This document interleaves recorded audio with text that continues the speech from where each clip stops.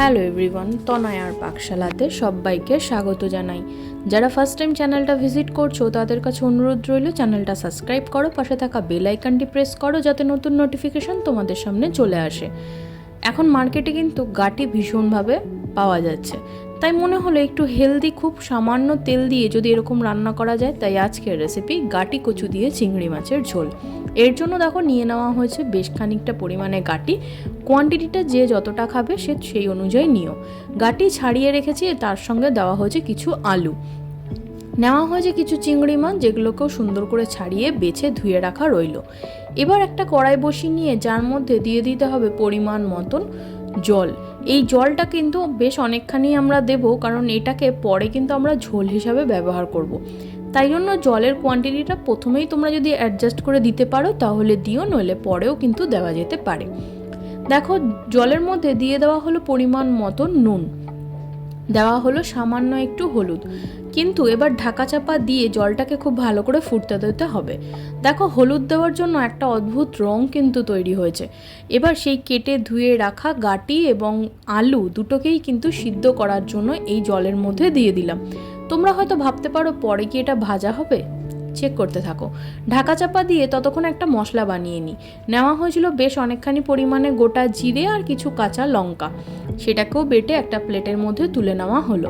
দেখো ততক্ষণে আমাদের গাটি এবং আলু দুটোই কিন্তু খুব সুন্দর সিদ্ধ হয়ে গিয়েছে, বলতে পারো 90% কুক হয়েই গিয়েছে। এই ঝোলের মধ্যে দিয়ে দেওয়া হলো বেশ খানিকটা কিন্তু চিড়ে নেওয়া কাঁচা লঙ্কা। অনেক সময় গাটি কিন্তু গলা ধরে, তার জন্য তোমরা চাইলে কিন্তু এইভাবে লঙ্কা দিয়েও একবার ফুটিয়ে নিতে পারো, তাহলে কিন্তু বা এর মধ্যে তোমরা চাইলে সামান্য একটু লেবুর রসও অ্যাডজাস্ট করে দিতে পারো। দিয়ে কিন্তু তখন আর ফোটানোর প্রয়োজন নেই, সেটাকে নামিয়ে রেখে দিলেই হবে।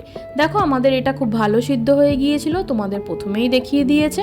এটাকে একটা বাটির মধ্যে মা ঢেলে রেখে দিল। এবার কড়ার মধ্যে দিয়ে দিল পরিমাণ মতন সর্ষের তেল।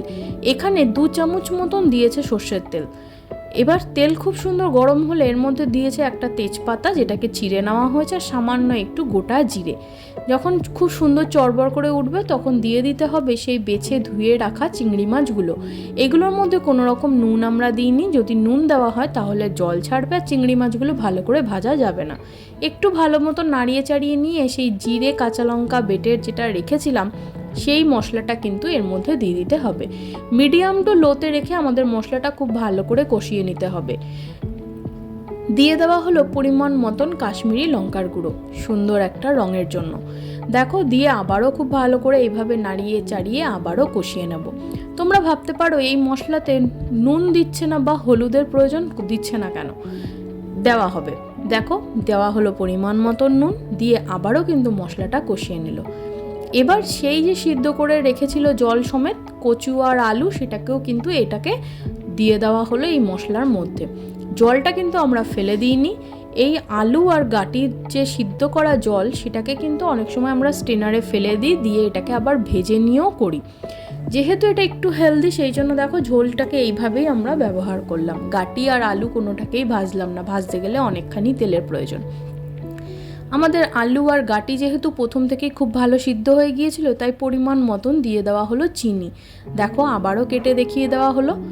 এখানে কিন্তু আলু আর গাটি সম্পূর্ণ সিদ্ধ হয়ে গিয়েছে। তাহলে বলো খুব কত সামান্য তেল দিয়ে এত হেলদি একটা রেসিপি হাজির করলাম তোমাদের সামনে।